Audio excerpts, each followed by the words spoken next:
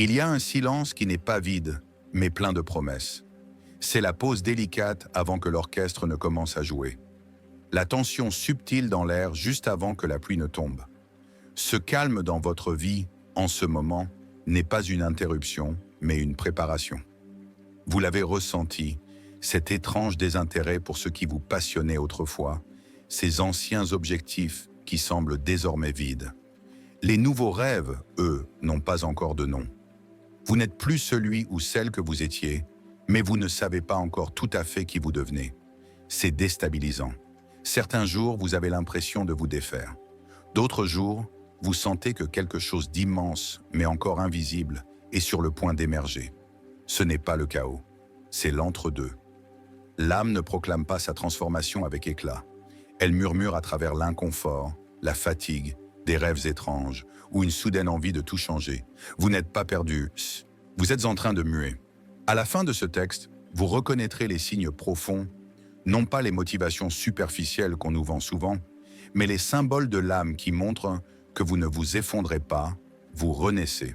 Comme Carl Jung l'a compris, cette renaissance ne commence pas dans la clarté, mais dans l'ombre. Jung croyait que les voyages les plus importants de notre vie débutent dans la dissolution, un processus qu'il appelait l'individuation. Une déconstruction sacrée des rôles, des masques et des attentes que nous avons absorbés pour laisser émerger notre vrai moi. Le déclencheur? Souvent, c'est l'inconfort que vous ressentez maintenant. Cette sensation subtile que la vie vous demande davantage, sans que vous puissiez l'expliquer pleinement. Jung écrivait « Il n'y a pas d'accès à la conscience sans douleur, car l'ancien moi doit mourir pour que le vrai puisse naître.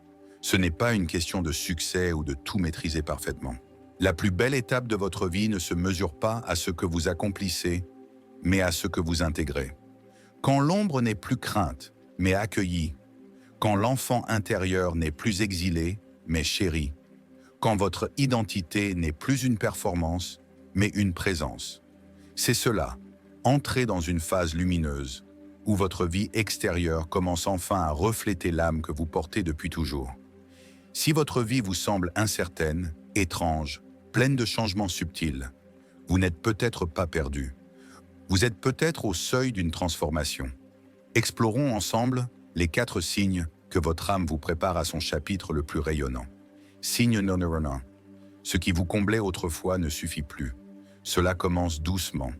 Un léger désintérêt pour ce qui vous enthousiasmait.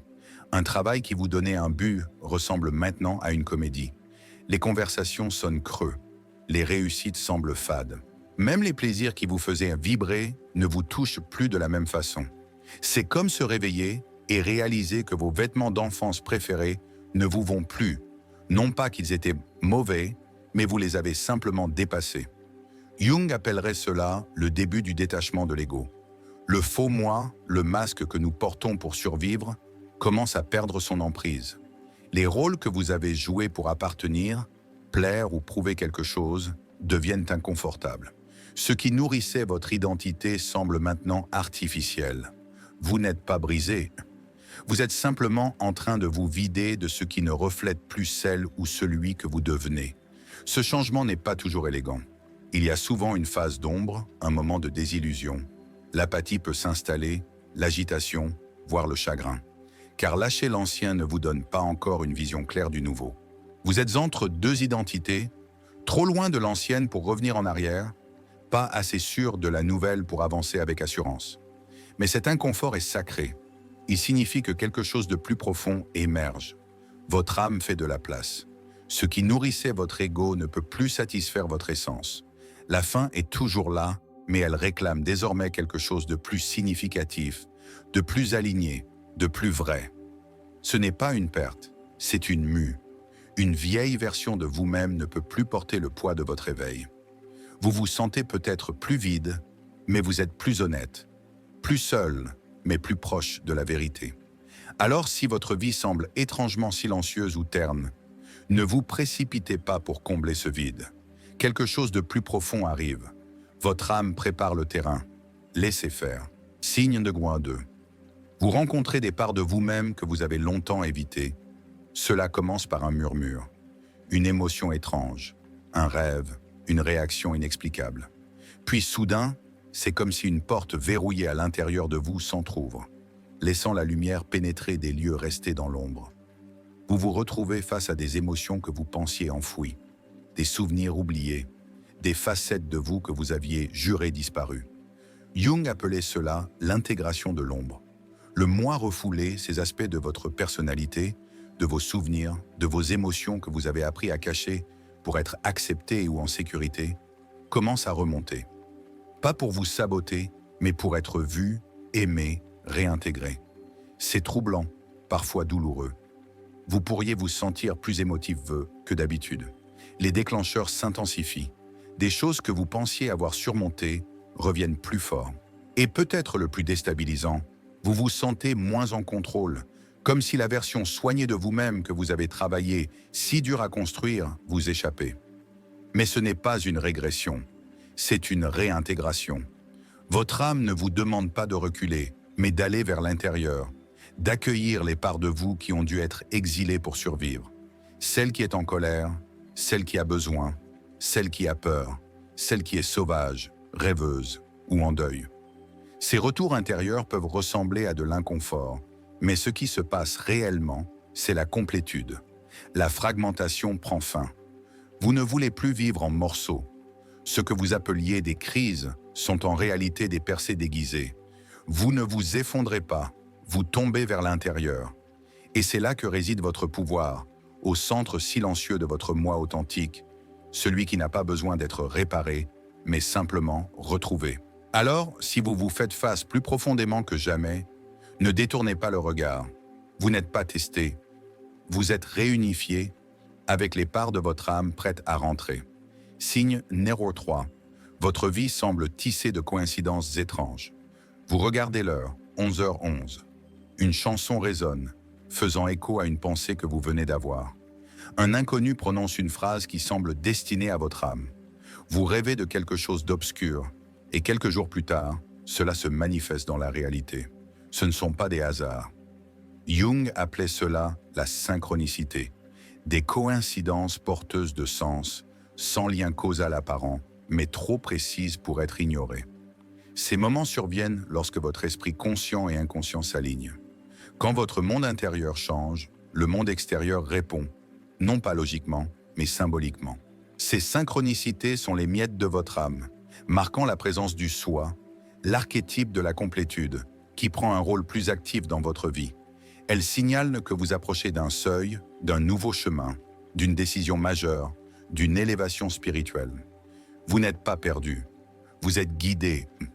Ces signes ne seront pas toujours logiques pour l'esprit rationnel, mais ils parleront à quelque chose de plus profond. Une intuition, une reconnaissance, un savoir sacré et subtil. Ce n'est pas une pensée magique, mais une vie symbolique. Quand vous vivez depuis l'inconscient, quand vous intégrez votre ombre, écoutez vos rêves, suivez votre vérité intérieure, le monde extérieur reflète cette profondeur.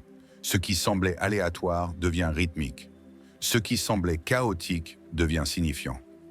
Alors, si votre vie semble soudain parler en énigmes et en signes, soyez attentif à VE. Ce n'est pas de la confusion, c'est de la communication. L'âme ne crie pas, elle murmure à travers des motifs, de la poésie, des nombres, des symboles, des moments qui brillent de résonance. Suivez-les. Le chemin n'est peut-être pas clair, mais il est réel et il est le vôtre. Signe numéro 4. Vous êtes à la fois excité et terrifié. Imaginez-vous au bord d'une falaise. La vue est saisissante. L'air est vibrant. Votre cœur bat plus vite, non pas de panique, mais de reconnaissance. Vous savez que quelque chose vous attend juste au-delà. Pourtant, vos pieds hésitent. C'est le paradoxe de la transformation. Jung écrivait que tout vrai changement est précédé d'une mort symbolique. La mort des anciennes identités, des rôles dépassés, des fausses sécurités.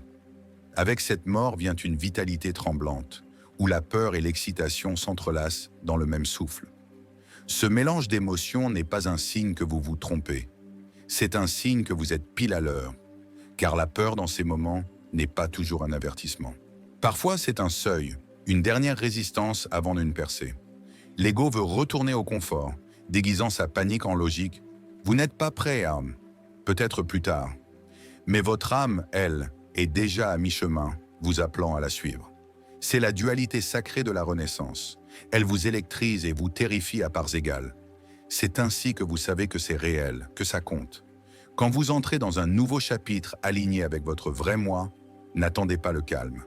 Attendez-vous à vous sentir vivant, à trembler, à sentir votre cœur battre fort, à avoir l'impression de laisser derrière vous tout ce que vous pensiez indispensable pour découvrir ce que vous êtes vraiment. Si vos rêves vous semblent trop grands, trop étranges, trop beaux et trop impossibles à la fois, tant mieux. Ils ne viennent pas de votre ego, mais de votre âme. Et votre âme ne joue pas petit. Ce n'est pas la fin de qui vous étiez, mais le début de qui vous avez toujours été. Si vous tremblez, vous vous éveillez. Si vous avez peur, mais avancez quand même, vous ne tombez pas. Vous vous transformez. Tenez-vous au bord, sentez le vent, laissez la peur venir et avancez malgré tout. Car ce qui vous attend de l'autre côté, c'est vous. Un rituel pour honorer votre devenir. Prenez un moment. Sentez l'air autour de vous. Sentez vos pieds ancrés sur la terre. Posez une main sur votre cœur. Murmurez doucement. Je relâche la vie qui ne me correspond plus. Je fais confiance au devenir que je ne peux encore nommer. Respirez. Pas pour celle ou celui que vous avez été, mais pour celle ou celui qui émerge doucement en vous. Puis prenez un carnet. Écrivez. Qu'ai-je dépassé? Quelle nouvelle part de moi émerge, même si je ne la comprends pas encore pleinement? De quoi ai-je peur de me défaire? Et pourquoi? Ce soir, allumez une bougie, non pas en deuil, mais en célébration. Vous ne fermez pas un chapitre, vous répondez à un appel. Vous n'êtes pas en retard.